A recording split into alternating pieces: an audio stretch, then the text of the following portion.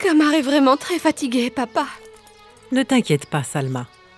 Elle s'apprête à accoucher, c'est normal. Je vais aller chercher le vétérinaire.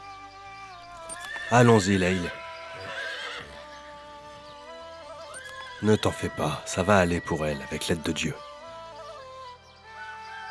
Croyez-moi, monsieur, je pense que ce n'est pas nécessaire. La présence du médecin ne nous fera pas de mal.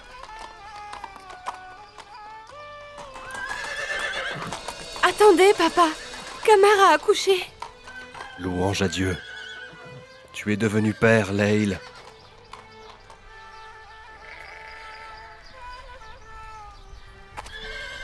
Je trouve que c'est une très belle jument. Regardez comme sa couleur est belle. Gloire au Seigneur. On va l'appeler Najma. Qu'en pensez-vous? D'accord. Qu'est-ce que tu en dis, Leïl? Il a secoué la tête, ça veut dire oui?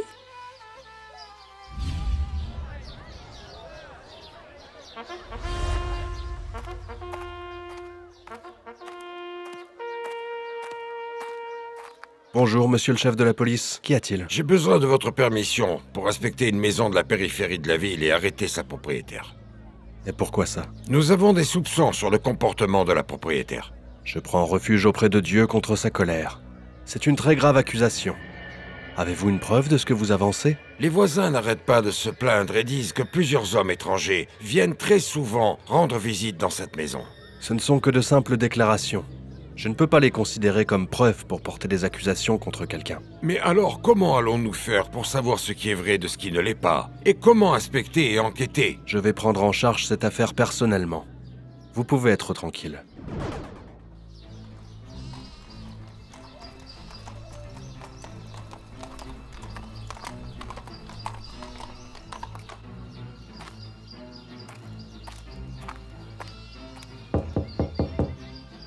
Que la paix soit sur vous, habitants de cette maison. Que la paix et la miséricorde de Dieu soient sur vous, monsieur. Je vous en prie, entrez. Juste un instant. Je donne les médicaments à mon père et je reviens vous voir.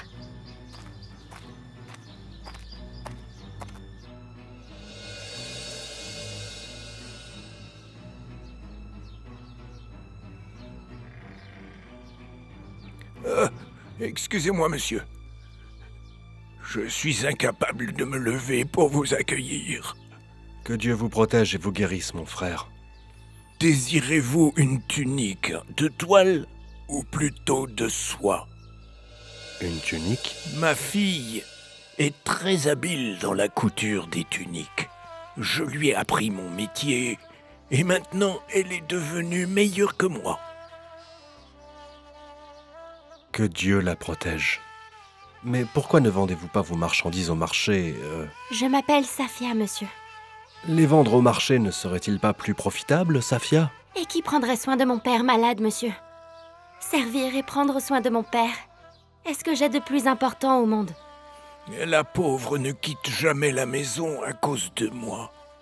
Elle travaille ici et elle vend ici les tuniques qu'elle fabrique. Sa récompense est très grande chez Dieu. Je vais prendre 2 tuniques. Mais ce que vous m'avez donné est beaucoup trop, monsieur.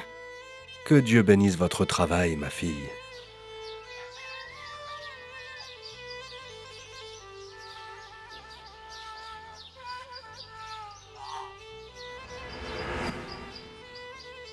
Quelle fille courageuse et persévérante.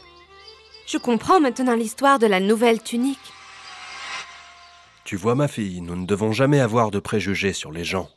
Et nous ne devons jamais porter d'accusations sans avoir de preuves. Je sens que vous vous préparez à me raconter une nouvelle histoire. Dites-moi si je me trompe, mon père. Aujourd'hui, je vais te raconter l'histoire d'une des meilleures femmes du monde. L'une des meilleures? Mais qui donc, papa? Il s'agit d'une femme très croyante que Dieu a choisie et purifiée. La Vierge Marie. Dans une des maisons les plus pauvres parmi les maisons des enfants d'Israël, mais qui était pleine de bons cœurs croyants, vivait le brave homme Imran, fils d'Ethan, avec sa femme Anna. Comment va ton brave mari, Imran, ma sœur? Il va bien, grâce à Dieu. Et comment va ton mari, le prophète du Dieu Zacharie? Louange à Dieu pour tout. Que se passe-t-il, Élisabeth? Rien de nouveau, ma sœur.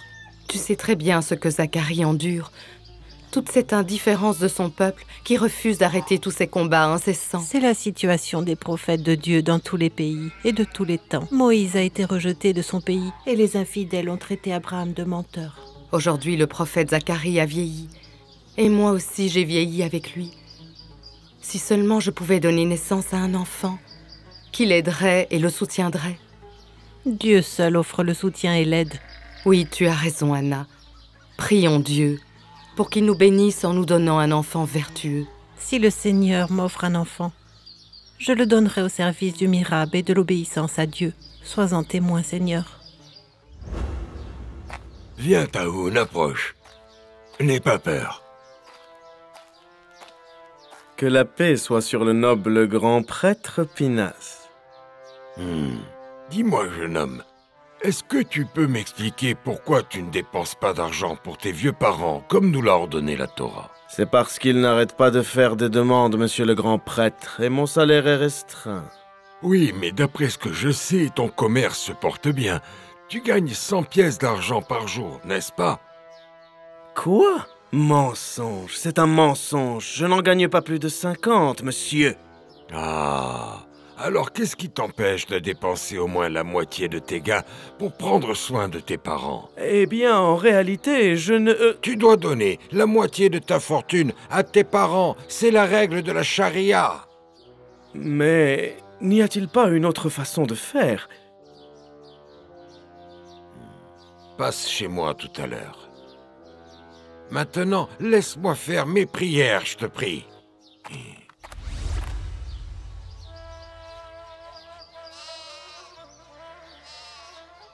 Dieu seul survit, Anna. Je voulais qu'il soit heureux que je sois enceinte. Il a toujours attendu ce jour. Ne dis pas ça, ma sœur. Imran, ton mari, est à présent sous la garde de Dieu. Je ne sais pas quoi faire quand j'aurai accouché, ma sœur. C'est Dieu qui te guidera dans tout, Anna. Tu ne dois pas t'inquiéter, parce qu'il n'est pas à nous. Oui, c'est bien dit, Élisabeth. C'est Zacharie, le prophète de Dieu, qui m'a enseigné à faire confiance au Seigneur. Que Dieu le protège et l'aide dans son appel aux infidèles de son peuple.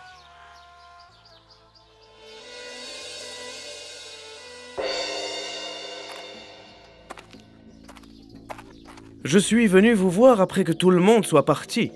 Alors, avez-vous trouvé une autre façon de faire? En fait, il n'y a qu'une seule manière de faire pour que tu gardes ton argent. Oh, je vous en prie, dites-moi lequel.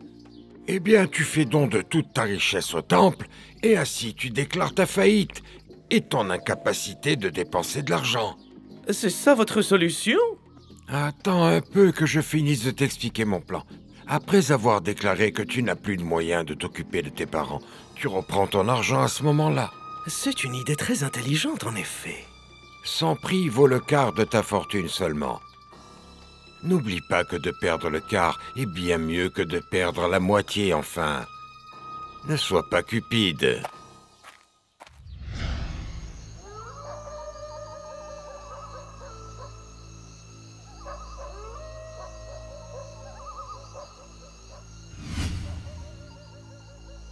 Dieu merci, tout s'est bien passé, ma chère sœur. Je prie Dieu pour qu'il te donne à toi aussi un enfant vertueux, Élisabeth. Amen, ma sœur. J'avais voué à Dieu ce que je portais dans mon ventre, avant même de savoir que c'est une fille. Quelle réflexion étrange. Nous sommes égaux devant Dieu. Mais ce sont les garçons qui ont l'autorité, et ils sont les plus forts dans les guerres et les difficultés. Nous ne savons pas où se trouve le bien, ma sœur. Tu sais, il se peut très bien que cette calme petite fille porte en elle le bien pour toi et pour le monde entier. Je pense que je vais l'appeler Marie. Marie? C'est un très joli prénom.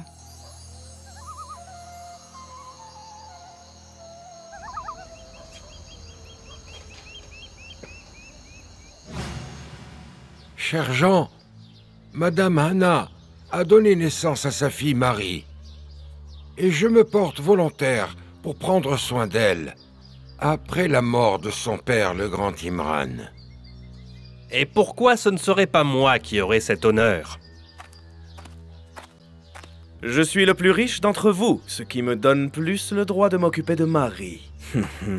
Puis le prophète de Dieu Zacharie a demandé à avoir la garde de Marie, puisqu'il est l'époux de sa tante, et donc le plus proche d'elle. D'accord, d'accord. Votons avec les flèches. Et qui gagnera prendra en charge Marie. Voici les flèches. Tu dois bien les mélanger, hein? Zacharie? Nous n'avions pas précisé si nous devions voter une fois ou même 3 fois. Oui, nous n'avons pas précisé. Alors, nous voterons 3 fois. Mais je ne fais pas confiance à ce carquois. Ce serait mieux si nous allions à la rivière. Je vais jeter les flèches en bois dans l'eau. Et la flèche qui ira à l'encontre du courant sera celle du gagnant. Est-ce que vous êtes d'accord?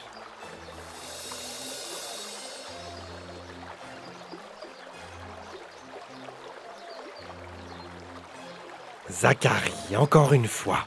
Avons-nous dit la flèche qui va avec le courant ou à l'encontre du courant? Mais nous avons dit que c'était la flèche qui allait avec le courant. En effet, c'est ce qu'il me semble avoir entendu, moi aussi. Le prophète de Dieu Zacharie les invita à craindre Dieu et à ne pas recourir à de telles astuces.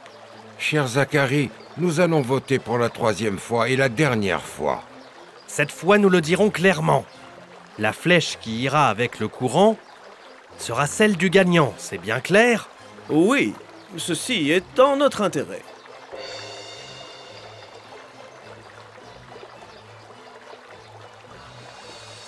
La déclaration de la défaite est inévitable. Qu'ils prennent soin de Marie. Et nous économiserons nos dépenses.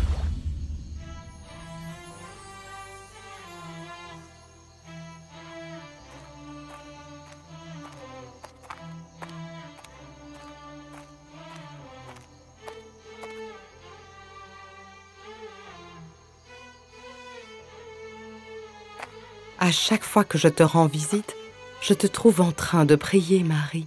C'est grâce à Dieu, ma tante.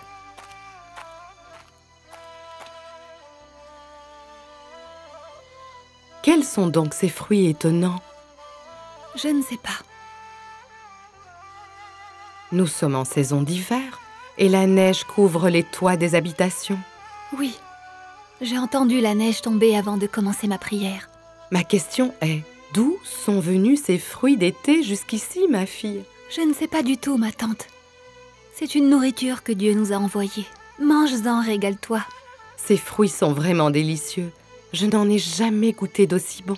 S'il te plaît, prends avec toi ce qu'il en reste. Pour le prophète Zacharie, paix soit sur lui. D'accord, mais j'en laisse un peu pour toi alors. Non, ma tante. Je n'ai pas du tout faim, je t'assure. Mais tu ne manges rien du tout, Marie? Et malgré cela, je me sens rassasiée. Mon mari m'a déjà parlé de ces fruits, tu sais. Mais aujourd'hui, je les vois de mes propres yeux et je les goûte aussi. Tu es sacrée, ma petite Marie. N'exagère pas, ma tante. Je ne suis qu'une des servantes du Seigneur. J'espère sa miséricorde. Prie pour moi, pour que Dieu me bénisse de sa bonté. Quelle est la valeur de ma prière après qu'un prophète des prophètes de Dieu ait prié pour toi? Le prophète Zacharie, paix soit sur lui. Je sais, mais je souhaiterais que tu pries pour moi, toi aussi. Ô Seigneur, toi qui as notre vie entre tes mains, inspire-nous à prier pour ce qui est bon pour nous. Ô Seigneur, honore ton prophète Zacharie, qui me prend en charge et s'occupe de moi, et honore sa femme, qui m'a élevée et qui m'a bien traitée.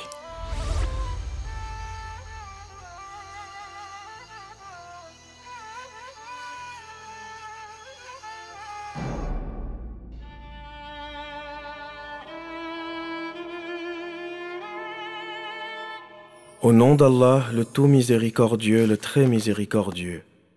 La femme d'Imran dit un jour, « Seigneur, je te voue en toute exclusivité l'enfant que je porte en mon sein.